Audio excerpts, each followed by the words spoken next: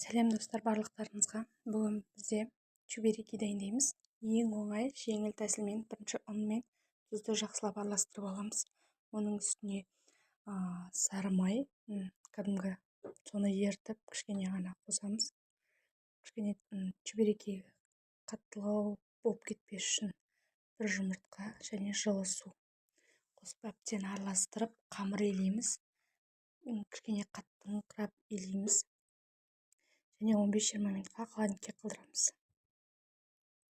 15-20 минуттан кейін қайтарып илеп, тағы да қалдырамыз. Салмасына картошка, пюре жасап, үстіне тұз қосып, әбден қайнатып, пісіріп, тұз бен қара бұрыш араластырамыз. Дәміне қарай майға қыздырып аламыз. Бірінші майды.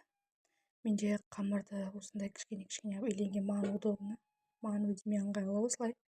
Сіздер кәдімгі үлкен еттің қамыр қосып илетсеңіздер болады, жайсаңыздар. Және осылай домалақ кесіп аламыз. Екі басын бүгіп, шанышқымен шиектерін қатайтамыз. Шиектерін қатайтпасаңыздар, ішінде картошкалар сыртына шығып кетеді. Және осы орайда майымыз қызып тұрады. Қызып тұрған майға салып, екі бетін қып-қызыл қып пісіріп аласыздар. Және өте жұмсақ, өте тәтті болып шығады.